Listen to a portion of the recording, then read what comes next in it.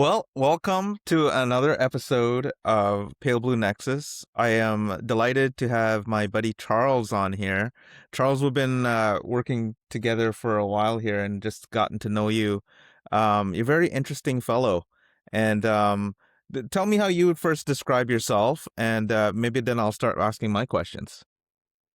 An alien sometimes, and most of the times a founder. Founder is definitely my identity. It's my rocks, my icebergs, who I am. It allows me to express myself freely on a daily basis while earning some money. We live in a capitalistic system, right? So, a founder. And you started your first agency when you were 19, right? Like, tell me about that and what you've learned since then. Yeah. Back then I was a student, right? Like at 19, I was still trying to find myself, one could say. I started a couple of side hustles. I was doing drop shipping before it was cool. So I was buying shit on AliExpress, right? Alibaba was in 2012, 13, 14. And I would resell it on Kijiji. Kijiji, the Yep, Canadian. Canadian website.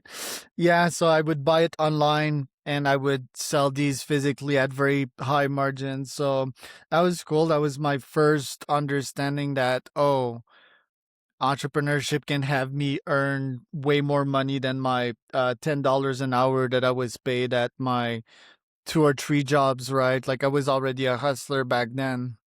And I landed this job for this very odd guy in sales. He was LED light company CEO, and he was like, "Yeah, go and do some cold calls for me." So I started doing 100, 200 phone calls a day for him. I failed a lot, but that taught me so much. And he was impressed with me because he made me his VP marketing, even though I failed at making calls. And then we launched an agency together, eventually a marketing agency called Initial Medias. I was like in 2017. And at the same time, I became an exchange student for my university. They sent me to Hong Kong, right? So I had my businesses, I had a couple of jobs, I was a student back then. And Hong Kong was great because I needed to sort of run away from my house, right? From my parents. Bunch of teenagers will understand the situation here. And Hong Kong, I was in a foreign country. I had a culture shock with a random time zone that's not so friendly to AST. And I was making money from my computer at on the other side of the world. So that was another big insight, right? The first insight was like, oh shit, entrepreneur can have me make more than my job. And then like Charles with a laptop can make money at the other side of the world while all the other students were studying and not making money.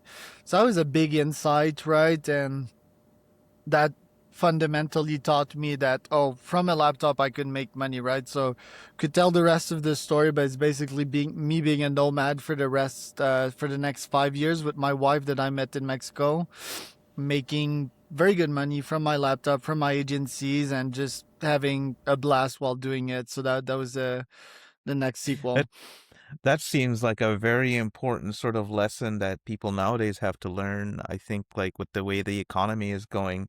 Um, Talk about like what you know and what sort of advice you would give to people who are starting off and looking to do what you do.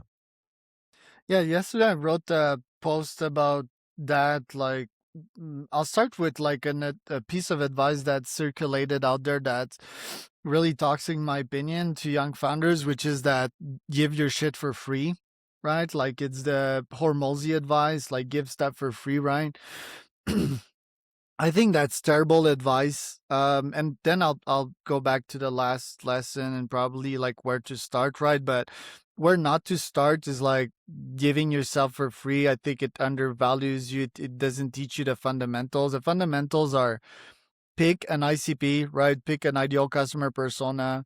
Um, Try out offers to them. Obviously, not what is an offer. It's something valuable to them, and see what sticks, right? And what's the best way to do that? Fundamentally, it's to start a podcast and to start cold emailing that ICP, right? So you can use platforms like Apollo or Instantly. You reach out these folks asking them, hey, do you want to be on a podcast? That's the first offer, right? And then on a podcast, well, even before they book the podcast, on the Calendly link, you ask them filtering questions, make sure that they're good, they're not schmucks, that they have budget for you. And then on a podcast, you ask them a series of questions, right? So what that does is it qualifies them and it also gives you the data to forge the right product for them.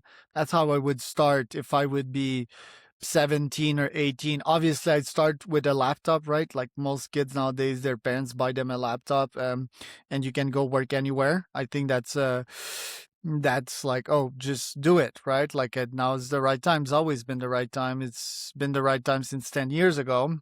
And then the way to do it, the entry point is a podcast. Hmm. Podcast is valuable for the person you interview. And I would advise for you to go in B2B, not B2C, right? So interview other founders, other CEOs. That's the way. B2C is hard. B2C has less budget. And then you'll find out that these founders and CEOs, they have human needs, right? They want for young people to ask them questions. They want to talk. People are lonely nowadays, right? And you will get data on the other side, and you might get a client 1 times out of 5 or 10, right? If you throw them the right offer, the offer after your podcast could be, hey, you told me during the podcast that you struggled with your ads. How about I rebuild your ads for this month and charge you a small retainer and a performance fee on the back end.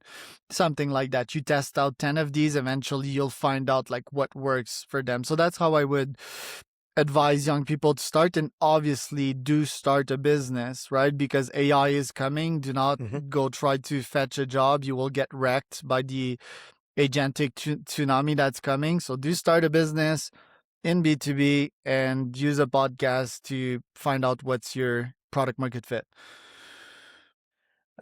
Thank you for that. Like, that's amazingly powerful, and it's actually quite for a person with a lot of agency, it makes a lot of sense. Like, I think you get it, Charles, because like you're a very highly agentic type of person. And I think we all need to kind of shift to that in this economy. Um, but I would say, like, knowing you, you're just a bit ahead, so we may have to be patient with some people who are not able to But implement I those wasn't things. ahead earlier in my life, like, I mean, my dad was an entrepreneur. That's the benefit, right? My dad never really spent time with me and tried to make me an entrepreneur, which is good. He gave me freedom, right? But I would definitely impose entrepreneurship on my kids, knowing what's happening. Um, and then, like I have an addictive type of personality. So was hooked to video games, then drugs, then women, right? So it's like I've never really been on the right path. And I randomly met this mentor that I told you, right? Like that we decided to start a business together. Um but it's not like, I mean, yes, I've always had ambition and energy, but I think anyone can be that, like fundamentally what are humans? They're very gritty creatures, right?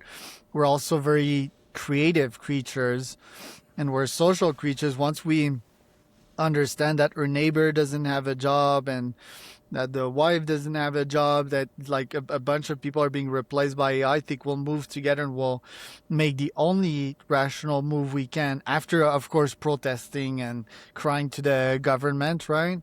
And that is to take agency and start your own company. I think the future is fully entrepreneurial. And by the way, if that cannot happen by its own, and obviously I want to contribute to that problem, I'm launching my school, right? defineschool.com, that will teach kids AI and agency and spirituality, I guess, and relationships, right? Like these things that aren't taught at school, and of course, physical activity. But I think most humans have it in themselves, right? Entrepreneurship is not this thing that is foreign to us. There is a degree to entrepreneurship in like most jobs. What really happened, if you ask me, is that the industrial revolution, right, it created these things called corporations, and corporations sort of enslaved humans into 9 to 5, and corporations were so powerful that this became the norm, right? It's like safety. Oh, sure, safety, but is safety a good deal? Probably not. It's a poison pill, right? Comfort is death. Like you get comfort every day, but one day you wake up, and then you need to go into retirement, right? And you know what happens in retirement. Retirement, people die sooner Yeah. because they're Yeah. retired. There's science behind that. It's boring. It's there's a ceiling put over your head. I don't think humans are made to have ceilings. So I think this is all about to change. And I don't buy the thing of like entrepreneurs are born, not made, right? I think anyone can become entrepreneurs. It's, to me, it's more an equation of how much stress is imposed on you and what are your options, right? What do you think? What do I think? Yeah, no, you said something there. I mean, I used to be a government worker at the beginning of my career, and I quit. I couldn't handle the boringness, and like I saw people who honestly died a year or two after retiring, and I just kept seeing a pattern, and I could see I didn't realize there was a science behind it. It was just a personal observation of mine, but yeah, I mean, I've always had that desire to be entrepreneurial, so I totally get where you're coming from. I didn't have a father like yours that was an entrepreneur, but definitely have felt it deeply within me. So, Yeah, my dad's like a conservative entrepreneur, right? He's a consultant. Not to take anything away from him, but still, like, couldn't work with my dad nowadays. I mean, we did work together, and I love my dad, and I love what he's up to, but I'm way more on the risk taking side of things, right? And yeah, like you talk about 9 to 5, right? Like came keywords to my mind: obesity, diabetes, like all hmm these diseases that comfort created. And obviously, it's like it's way better than the medieval times in which people would die from disease and terrible life conditions, and quality of life has definitely gone up, but I think we've taken it a bit too far, right? And a bit of stress on the system is actually good. You need to stress it to grow. And I think that's what we're missing out nowadays. Like society is definitely not veering the right direction. If you check like at the macro level, like Trump being elected twice in the US, like there's a problem. There's a big problem. There's a tumor that is growing in society, and I don't think it'll be pretty. By the way, like the shift from the job market that we have right now to the AI shock, it'll be very nasty. Like there will be wars and revolts, but when humans are done with their tantrums, I think most of them will try to adapt to this new reality, which would be way more entrepreneurial. And by the way, also if you check the trends, even without AI, I feel entrepreneurship and freelancing are up. It's hmm definitely go trending up and up. I believe there was a statistics at some point was like 50% of Canadian or US citizens have some kind of side hustle, right? One thing you said about comfort and being in a 9 to 5 comfort, I've experienced it myself. Is like you tend to sort of like take that um desire you have for more entrepreneurial things, and you risk with different things. You maybe risk with your money. You start collecting stupid things. You start spending, going out to restaurants like every night. There's certain wasting that goes on when you have something comfort. Have you noticed that? Um, I go to restaurants quite often, and my number one thing, you asked me like how I describe myself. I think like my number one skill as an entrepreneur is energy efficiency, right? And every time I go to the restaurant, I view it as an investment. Oh, Um, I went to the restaurant yesterday with my wife. That was a Tuesday. I think the best definition of life is when the week sounds like a weekend, right? and you're like, oh, that's making it for sure.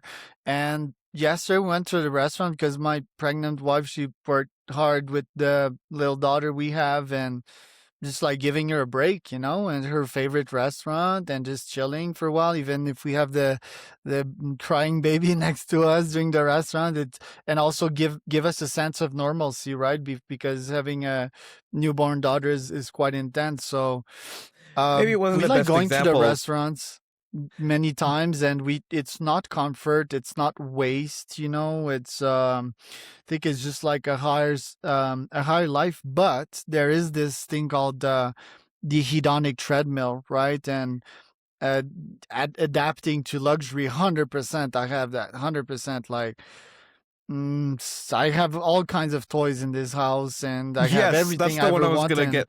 Collectibles and toys. I think I see a lot of men doing that these days. yeah, and even my sports bike, I'm not. I mean, but yeah, the sports bike's like, for example, a month two, I was getting a bit bored with it, but it's such an interesting and beautiful and incredible machine that you can use it at other times, and then the sensation is there. Some other times is there. It fluctuates, I would say. So you get adapted to these things, but they still have a value.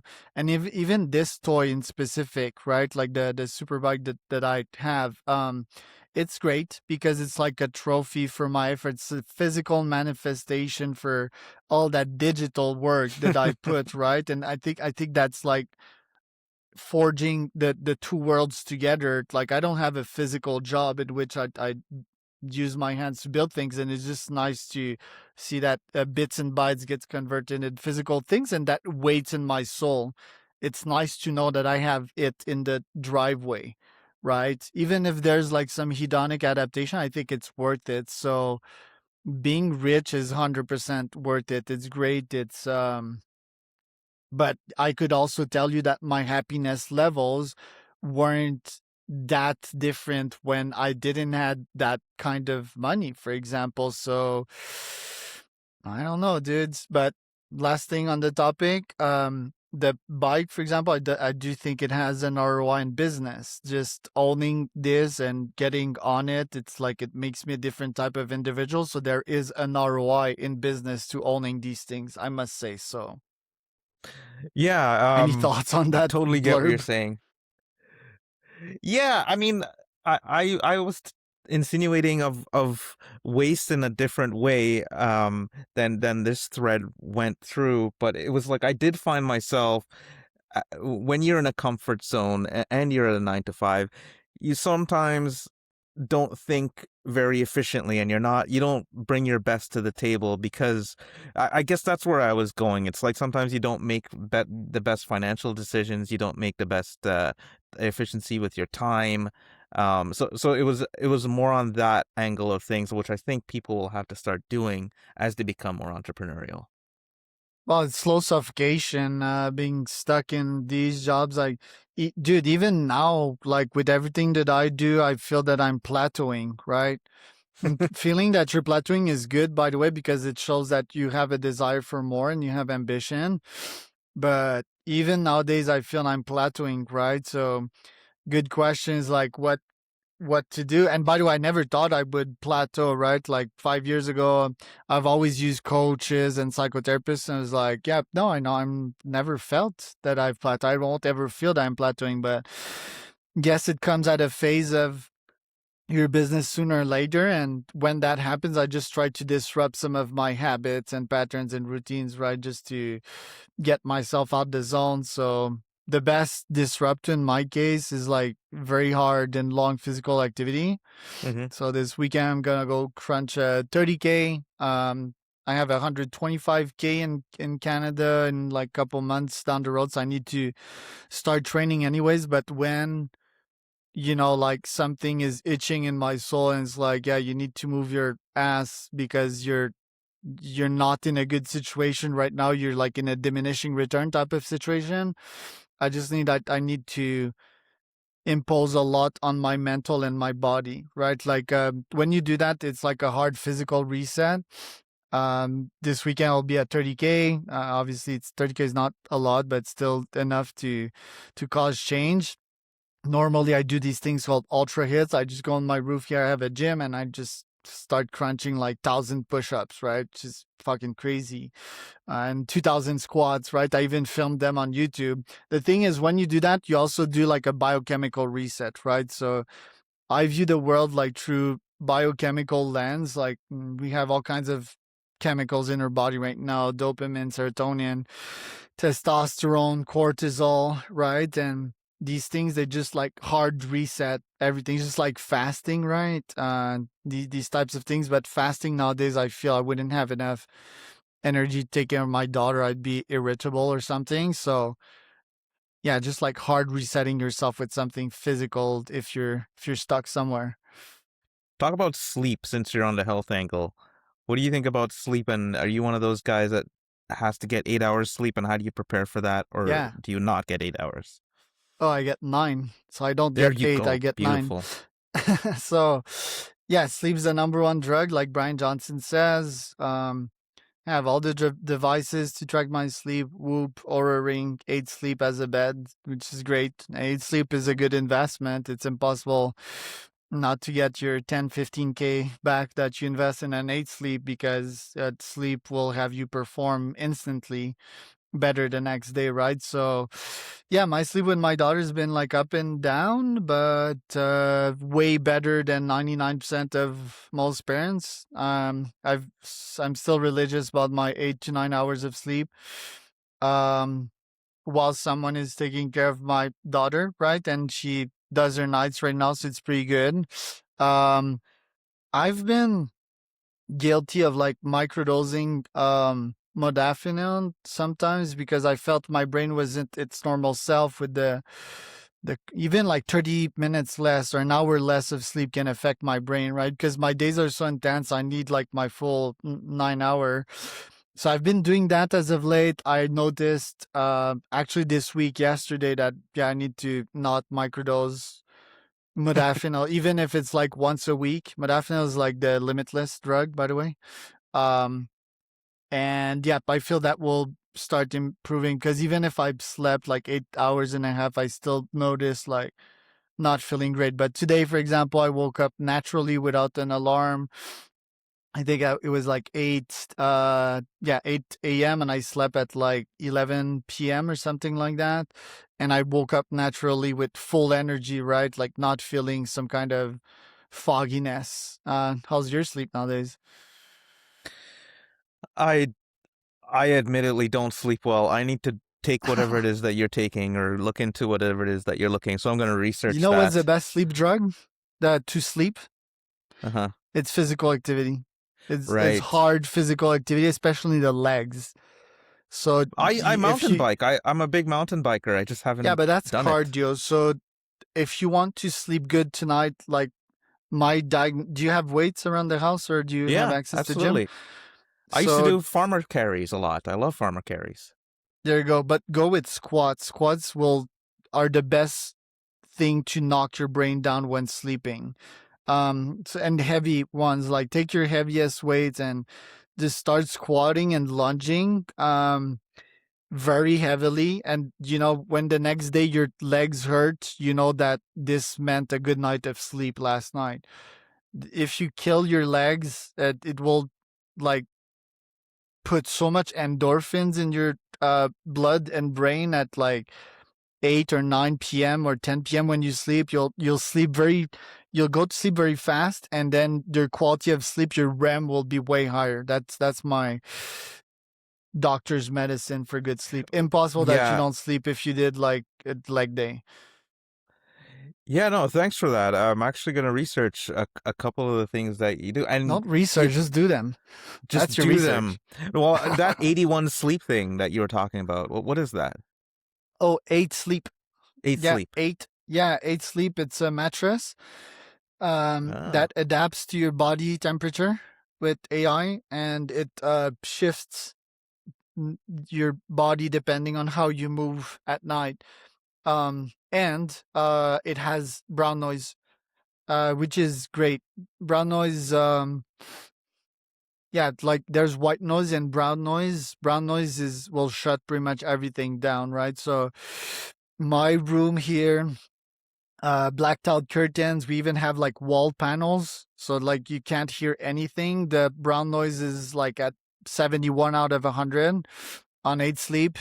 My mattress is like -3, and I put earplugs on top of that, so is like it's Oh very good my sleeping goodness. conditions. And then one sleep hack for people, right? Like I do two things when I go to bed. Normally I added one protocol on top of the second, but the first is just like try to meditate, right? Hmm. So just meditation, and the second is tell yourself a story. So like not thinking of business. That's definitely a big no-no. I was guilty of that lots of times, because when you start thinking about business stuff, that depends on your personality. But me, I'll think about another thing, and another thing is like it's major branch, and that's why I have the perfect brain to be successful in business. Is because my brain, it like branches out to a bunch of things, and I get to insights very quickly. But that's exactly why I was a so sleeper back then. I used to dream about business. Hmm. I would Yeah. do business with my pillow. I would wake up and like talk to my pillow about business. It was so weird.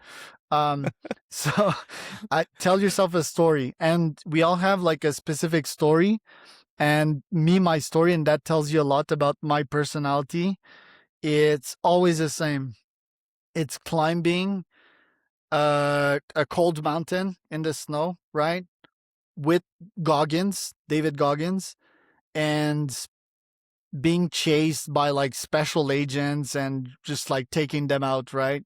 It's always that story. Oh And man. I asked ChatGPT and Claude, like, is this good? They told me no, this is exceedingly bad. It will generate cortisol and will put you in fight or flight. But guess what? Like me, my brain, it's comfortable in discomfort, in utter Right. discomfort, right? I could tell you about my last 110K race in Brazil, and you'd understand. But me, I thrive in like harsh conditions, right? Like I'm a wartime CEO, so this get me to sleep like in 5 minutes. Yeah, that advice was for a 9 to 5er, I think. 9 to 5ers would go to sleep thinking about porn and peanut butter jelly sandwiches, I guess. Um, that I was haven't wartime slept. CEO advice. Though I could tell you that my sleep has gone downhill ever since some of these newer models came out in AI. Because like Oh shit. once it became like, hell, I could do something with this, my mind couldn't stop thinking about what I could do. And I think that was around like Sonnet 4.5, Opus 4.5, 4.6. And it's like that's when I could track specifically that my sleep went downhill. So it's like, But there's time for performance and there's time for recovery, right? And right, like mistaking both is a fundamental mistake, because you won't be at your top when it's performance. And right. I think like there's always this argument of like, yeah, sprinting as a hunter, taking your prey down, eating, right? Recovery and performance. I think that's pretty fine. If you're always on, then I feel the performances start declining eventually. But I know what you're saying. I mean, it's incredible, right? But yeah, and I'm all about like the AR arms race and the agentic revolution and shit happening super fast. But there's other shades and colors to that equation. For example, as of late, instead, I don't feel I'm in my agentic phase yet, right? Like ideally I'd have like millions of agents under me, but me right now, I'm in my banking phase, right? Like my identity right now is an allocator. It's a banker. It's not necessarily related to the agentic revolution. And I feel I still have time to get in my agentic identity, right? And I do vibe code on weekends, and I do have all these systems, and I am on a warpath. I am on an urgency path, but I don't feel necessarily that we're on the path to crack it yet with the LLMs. Like we need some extra ingredients to obtain super intelligence, Mhm. and for shit to start going incredibly fast, and us not sleeping, and me popping modafinil at 1 a.m. in the morning because singularity is happening. Um, I feel we still have time. And I feel that as humans, we still need to develop more skills than just hustling and taking advantage of these models 24/7, right? There's still that human magic, that Hmm. intuition. So I definitely won't lose sleep over that. But like I said, I am also feeling that I'm on a plateau and I need to move my fucking ass. But I know that if I would think of business at night, that shit would go downfall from here. You've been in growth like for a long time. I've seen your cold email sort of skills firsthand, and I think they're amazing. What's the most overrated AI tactic in 2026? Yeah. I mean, AI cold email's been out like in the last what 5 years, right? So AI cold emails aren't new. I still feel they have lots of potential, but most of these AI cold email approaches come from or human brains. Is like you need to find what works with your human brain. These are like trends in the moment trends and like tip of the spear type of approaches in the realm of cold email and try to reproduce them and scale them with AI. That's the approach that still works. But like sending an AI personalized intro to someone about their latest LinkedIn post still doesn't scale too much because and the litmus for that is easy is that people nowadays they scan the email and they're like, yeah, their personalized intro, was it built by an AI or not? Does it sound like an AI? And even if it remotely sounds like an AI, they'll just discard it, right? Hmm. So I'd rather be upfront with someone and send them like a good offer, like, hey, do you want to come to my podcast or Spark Tank or VC Summit? That'll get me a higher acceptance rate than starting with this silly fucking intro, talking about stuff that they potentially suspect is not true. Yeah.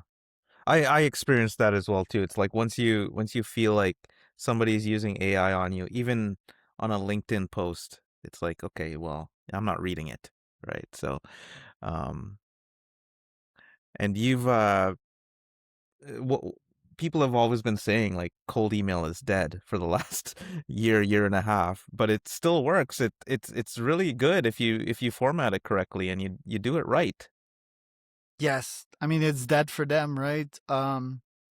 Even cold calls, right? Like I used to own a call center with 200 employees, and people are saying cold calling is dead, and I guess it ebbs and flows. Of course, it's not like being in the early days of cold email, but if you check the fundamentals of energies and the laws of physics. In the early days of cold email, nothing was automated. So even if you had a 10% reply rate on your 10 fucking emails, who cares? That's one reply.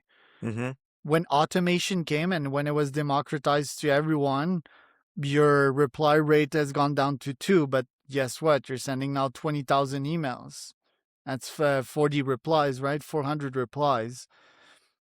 So yeah, people and humans generally they love to complain about stuff they're not successful at and they're frustrated at. And most of these guys they probably want emotional support more than they want results, right?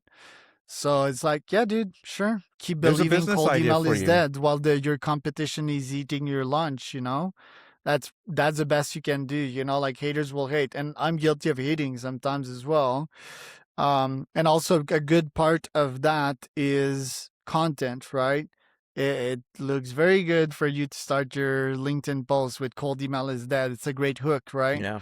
Is it true? Probably not. Is most of the content on social media true? Probably not, especially not on LinkedIn. It's mostly theater, right? So cold email still Mm-hmm. works. Podcast as an offer and a funnel and a win-win human psychology approach still 100% works. You know, like humans want to win. If I invite you on a podcast and on cold email is just a medium, right? Whether I do it on LinkedIn or cold email has very few incidents, and except that LinkedIn they'll see my face, higher conversion rate, but email there's greater volume. So volume typically works. Quantity wins over quality, and they're part of the same equation, right? So It still very much works. I definitely won't start doing TikTok ads and all of this as a channel because I target B2B. And me, it's more of an ecosystem type of thing. So yeah, top of funnel, start with cold email doesn't really matter. It's like I'm gonna build a relationship with that person and they're gonna enter my little ecosystem and then they're gonna start referring me people, then they can start closing for me. And then we can build the greatest founder ecosystem in the world, which is what we're building together, right? And I think this founder ecosystem will resist the shock of AGI, right? That's my full thesis. It's like helping entrepreneurs, making founders better, and creating a AGI resistant community. I like that a lot. And you sort of put this in your LinkedIn title, you're a agentic power broker. And I guess that comes from the fact that you're building these relationships and that you have Yes. certain connections and you also have the technical skills to do what you do as well. Talk about that title. Yeah. So like I said previously, people are checking in the direction of vibe coding and building agents. And I'm looking in that direction as well. And I may be testing stuff all the time, but my thesis, especially, and everything I'm designing needs to be AGI resistant. AGI is 100% going to happen. The job disruption, 100% going to happen. I've talked to so many delusional founders and CEOs. I've talked to a couple of few very intelligent people, educated, that do agree with that thesis. It's 100% going to happen. There's nothing that can stand against that. It's just like a timeline, right? So when there's a social aspect of it, there needs to be human adoption and so forth. So while people are looking in the direction of, oh, let's use AI, I'm looking the direction of what will be AI resistance, right? So what's AI resistant is human relationships. uh, People for a very long time will only want to still buy from humans and will trust humans, and Mm-hmm.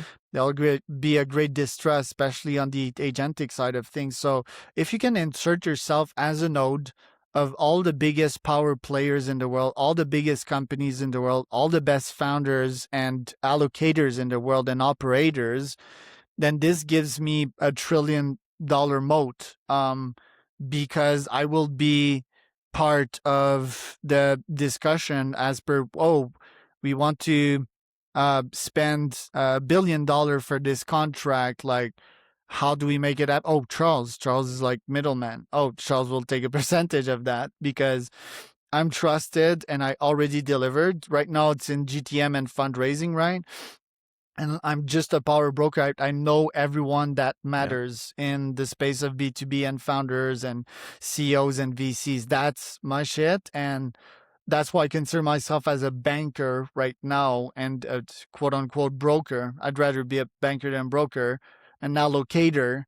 While most people are checking on the tech stack of things, I'm still Yeah. playing in the fundamentals, and these fundamentals are not about to be reshaped even by AGI. Even when shit moves super fast, I'll have agents come to me to ask me if they can be introduced to someone in my network, right? And that still doesn't move away. It's complex, that thesis. There's a lot of moving pieces, and you need to filter who you let in. You need to add value to Mm-hmm. these people at scale with technology in my case. So that's the main game I'm playing right now. That's the main game I've thought about and A/B tested with everything that's happening in that market, and I feel will scale for a very long time. This is my bank account, basically. I fully agree. There's not going to be a future where humans are not part of the equation, and we're still going to trust each other more than we trust code. Um, Even though we like to say that code is law sometimes in crypto. Um, yeah. I love code. Yeah, I love code too. So talk to me about like these three businesses that you have. You're married, you've got a daughter. Like what's keeping this from collapsing? Is it this regimented sleep 9 hours, go do the 30K? Like It's how are you systems. holding it together? Yeah, 5 dogs and all kinds of shit. And but even dogs and wives and daughters, they're not noise to the system. They are the system, Yeah. right? The dogs, they're love machines. like constant amount of love. And what do I give them back? Well, I give them love. I give them walks. I give them physical activity. I give them play, give them food, water, shelter, right? Like it's all systems.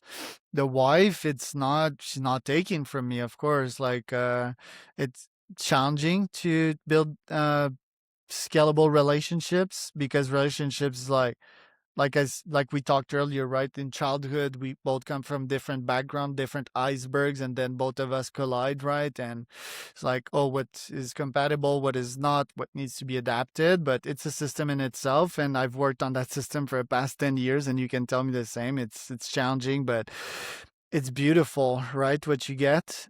Which again, what's the output of that? It's love. And love is, Mm-hmm. I think, it's still misunderstood. It's still certainly chemicals and serotonins and dopamine and all of that, but it's the underlying factor, right? Like, once you remove capitalism and all the noise, what you get is love in humans, and that's beautiful. Same for the daughter. The daughter's Yeah. infinite love machine times Yeah. 1,000, right? There's nothing more beautiful than that, and it brings a sense of peace. And for folks like I that are very, cold, rational, technical, we need that.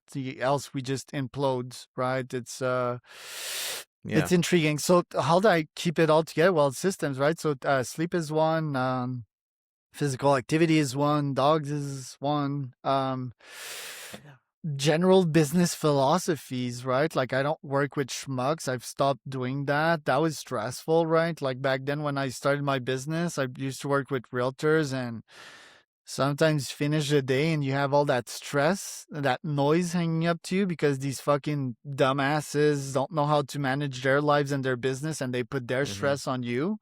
Yeah. And like, they rely on you to hold them together, right? So that's not a system, that's a broken system, and that brings all kinds of negative back to your life. So nowadays I just work with people I want to be like, like very successful founders with many exits, 10 million plus net worths, and it's just inspiring to be around them and to build stuff with them and to partner up with them, right? To get equity in their shit. So that's another system. Sunny's a system in itself. Doesn't add stress to my life. I don't add stress to his life. It's win-win, right? So and to start where we started that interview, right? Like, not giving your shit for free. When you give your shit for free, you attract schmucks, right?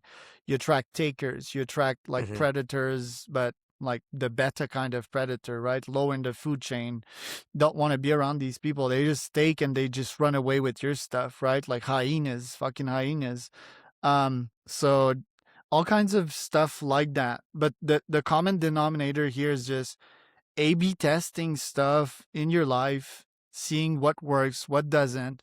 Is it a system, or is it like a clog in the system, right? Is it noise, or is it like real signal? And you Yeah. do that enough time in your personal life and your business, and stuff start flowing and slowly scaling. And that's my life. The thing is, with the plateau I'm describing, maybe I'm growing too slow, right? Maybe I'm comparing myself with folks I Mm-hmm. shouldn't compare myself with. Like me, I want it to be that way, but I'm going like this, right?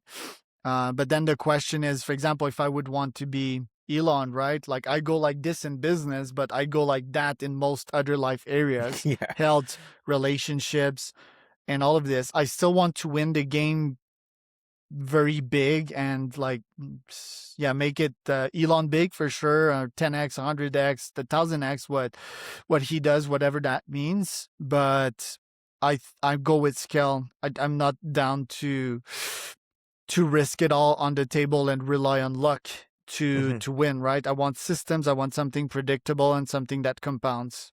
Warren Buffett style, you could say. Yeah, one thing that you said, I mean, all of that's great. Um, but the one thing that you said about love and how you get sort of renewed and rejuvenated by that. Like, I could have a terrible day, and then the moment one of my kids tells me like they love me, it's like it just recharges me. So I totally get where that's coming from, and I don't think that's ever replaceable. So I think thank you for that. It helped me. Um, what are you building right now that you're totally obsessed about? And I know you said that you feel like you're plateauing, but like, where do what do you what's next for you, and where can people find you? Yeah. What's next is like GTM Ventures and Raz Rocket as cash cows to build stuff that is more scalable, like RaiseNow.ai that I'm building with Sunny. It's agentic fundraising. RaiseNow.ai. It's pretty fun. That's what we're building next. We're raising capital for this. Already oversubscribed, so not like I'm raising more right now. Um, what's next? I mean, I have a bunch of things for this year. The 125K race will be quite epic. Me and Sunny are organizing a mastermind in Oaxaca. You're definitely invited, so you should come to that. That's going to be pretty fun. Here first, the Oaxaca mountains and at the beach, August 17th or something like that. Um, Launching my fund, mac10fund.com. It's going to invest in YC companies, 10 million per batch, and then I'm gonna hatch all these other fun theses because why not raise as much money as possible and invest as much in the best companies as possible, which fills my ikigai life mission, financial goals. I think that's what's next, and then the power broker thing that should evolve fully into Charles building agents full time, I believe, next year, and my life goal and business goal in the next 5-10 years is like being part of Frontier AI and probably have my own Frontier AI lab and contributing to everything that's happening, making discoveries, uh potentially fostering agentic science, right? Like these AI scientists that can learn from their hypotheses and conclusions and just branch out with new discoveries and faster thing that can benefit humanity gigantically. So really deploying my agentic wings in the next couple of years. Fascinating times for sure. And I guess like staying in the present as well and just enjoying what I have and being grateful, right? And stopping and being grateful and fixing some of my systems that are going sideways.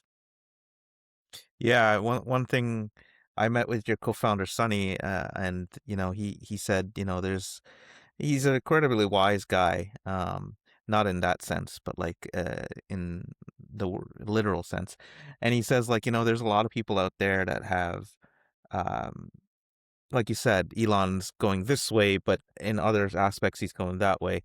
And like sometimes just even holding our families together is a win, right? So like Oh yeah. I totally get that And part of it too. yourself, right? Like, Yeah. dude, 80% of humans are broken and are not in control of themselves. Hmm. And I even won't claim that I'm not that kind of human sometimes, So even just holding yourself together is enough, Yeah. right? That's incredibly hard. And in this modern society, with that much noise, just that is a win. Just that is Yeah. something to be grateful. Just being aware of the fact that you're alive right now and that you're here, right? Like Yeah. that's a victory. Well, we'll end on that, Charles. I appreciate your time, and thanks for coming on.